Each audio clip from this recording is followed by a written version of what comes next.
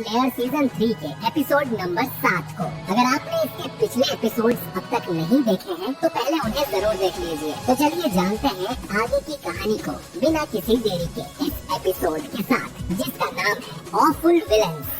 तो दोस्तों, पिछले एपिसोड में हमें गेन्या और तानेमी की बैक स्टोरी के बारे में पता चला था और तांजीरो को हानटेंगू की मेन बॉडी भी मिल गई थी। हानटेंगू उससे बचकर भागता है लेकिन तांजीरो उसे पकड़ लेता है। इसके बाद तांजीरो अपनी ब्लेड से हानटेंगू की गर्दन पर अटैक करता है, जिससे हानटेंगू बहुत ही तीखी आवाज निकालता है। तांजीरो फिर भी डटा रहता है और हानटेंगू की आधी गर्दन उसने काट ही दी थी, लेकिन अचानक से ही तांजीरो के पीछे कोई प्रकट होता है। तांजीरो को ये सेंट पहले कभी नहीं आई थी और ये पिछले चारों क्लोन्स से अलग थी। तांजीरो फिर भी अपना ध्यान हानटेंगू पर रखता है, लेकिन फिर उसकी तलवार ठंडी होकर पहले जैसी हो जाती है और अब तांजीरो आगे नहीं काट सकता। गेन्या, जिसके घाव अब भर गए थे, पीछे से तांजीरो को चेतावनी देता है कि वो वहाँ से हट जाए। गेन्या इस नए डीमन पर शूट भी नहीं कर सकता क्योंकि गोली तांजीरो को भी लग सकती है। अब ये नया डीमन अपने हाथ में एक डैगर बनाता है और अपने पीछे के ड्रम को बजाता है, जिससे एक पावरफुल शॉक वेव निकलती है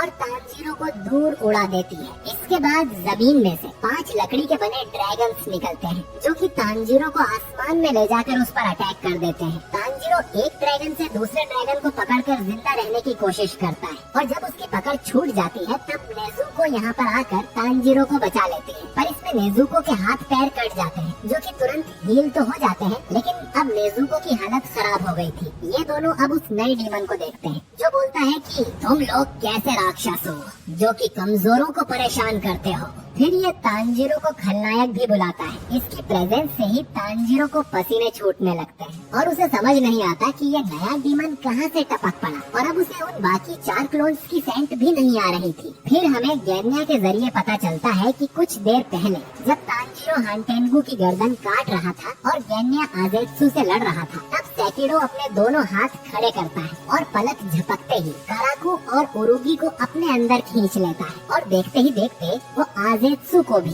अपने अंदर एब्जॉर्ब कर लेता है और फिर उसका ट्रांसफॉर्मेशन होता है। तो दोस्तों, हानटेंगू के चारों क्लोन्स को मिलाकर उसका ये सबसे पावरफुल फॉर्म पैदा हुआ है, जिसका नाम है जोहाकुटेन और इसका इमोशन है नफरत। इसके बाद ये डीमन फिर से ड्रम बजाता है और अपनी मेन बॉडी लकड़ी के एक कवच के अंदर छुपा लेता है। तांजीरो उसे रुकने को बोलता है तो डीमन उसे गुस्से से देखता है और उसके ऑरा से ही तांजीरो की सांसें रुक जाती हैं। गेन्या भी डर के मारे कांपने लगता है। डीमन अब तांजीरो से पूछता है कि उसे कोई दिक्कत है क्या, जिस पर तांजीरो डरते हुए बोलता है कि तुमने मुझे खलनायक क्यों कहा। जोहाकुटेन कहता है कि क्योंकि तुम कमजोरों को परेशान करते हो।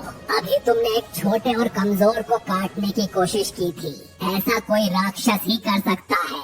अब तांजीरो गुस्से में बोलता है कि बकवास बंद करो, तुम्हारी सेंट से ही पता चलता है। अब तक तुम सैकड़ों इंसानों को मार चुके हो, उन लोगों ने तुम्हारा क्या बिगाड़ा था जो तुमने उनकी जान ले ली। खबरदार, जो विक्टिम कार्ड खेलकर मासूम बनने की कोशिश की तो। तांजीरो आगे कहता है कि उसका किया माफी लायक नहीं है और वो उसकी गर्दन काट देगा। अब डीमन बोलता है कि मैंने जितने लोगों को मारा उनमें कोई तुम्हारा फैमिली मेंबर था क्या?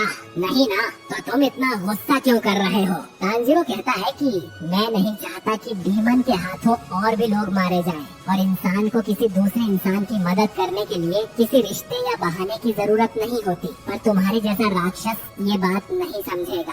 अब ये सुन जोहाकुटेन गुस्सा हो जाता है और अपना ड्रम बजाकर सभी ड्रैगन्स को तांजीरो पर हमला करने भेजता है। दूसरी तरफ मोइचिरो अब भी पानी के अंदर फंसा हुआ था। ग्योक्को अब सोचने लगता है कि आखिर उस वर्कशेड के अंदर ऐसा क्या खास है और मोइचिरो को मरने के लिए छोड़कर वो यहाँ से चला जाता है। अब मोइचिरो मन में सोचता है कि उसके फेफड़ों में कितनी हवा बची है, उनसे वो एक आखिरी अटैक कर सकता है। वो मिस्ट ब्रीदिंग का फर्स्ट फॉर्म यूज करता है, लेकिन फिर भी इस पानी के जाल को नहीं काट पाता। मोइचिरो समझ गया था कि अपनी बेकार ब्लेड से वो बाहर नहीं निकल सकता। मोइचिरो अपने मन में मास्टर को याद करता है और कहता है कि मैं मरने वाला हूँ, तो जल्दी से यहाँ कम से कम 2 हाशिरास को भेज दीजिए। फिर अचानक ही मोइचिरो को तांजीरो दिखने लगता है, जो उससे पूछता है कि तुम ऐसा क्यों चाहते हो? किसी को नहीं पता कि भविष्य में क्या होगा। मोइचिरो कंफ्यूज हो जाता है क्योंकि क्योंकि तांजीरो ने तो ये बात उससे कभी बोली ही नहीं थी। इधर शेड के अंदर कानामोरी ग्योक्को को रोकने की कोशिश करता है। ग्योक्को उसका मजाक उड़ाता है,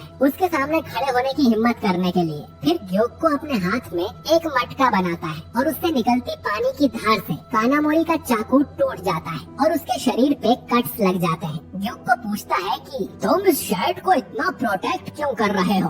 कहीं विलेज चीफ तो यहाँ नहीं छुपा है? लेकिन हम देखते हैं कि होतारू, जो कि उस योरिची की तलवार को पॉलिश कर रहा था, अपने मन में सोच रहा था कि इस तलवार का स्टील तो कमाल का है। ग्योक्को अब होतारू को देखकर समझ जाता है कि ये विलेज चीफ नहीं है, क्योंकि ये तो काफी जवान है। वो होतारू को आवाज लगाता है, लेकिन होतारू अपना काम करते रहता है और सोचता रहता है कि ये तलवार किसने बनाई होगी और कौन से योद्धा के लिए बनाई होगी। अब होतारू का फोकस देखकर ग्योक्को गुस्सा होने लगता है, क्योंकि वो खुद भी एक आर्टिस्ट है, तो उसे होतारू के कंसंट्रेशन से जलन हो रही थी। अब ग्योक्को होतारू पर भी अटैक करके उसके शरीर पर कट्स लगा देता है, लेकिन होतारू उसे नोटिस किए बिना ही तलवार को पॉलिश करता रहता है। ग्योक्को उस पर फिर से अटैक करता है और इस बार तो होतारू का मास्क भी टूटकर नीचे गिर जाता है और हमें पहली बार होतारू का चेहरा देखने को मिलता है। लेकिन होतारू फिर भी अपना काम नहीं छोड़ता और सोचता है कि इस ब्लेड को काफी डिटर्मिनेशन से बनाया गया था और इस पे सिर्फ एक लेटर लिखा हुआ है, यानी कि इस ब्लेड को बनाने का मकसद भी सिर्फ एक होगा।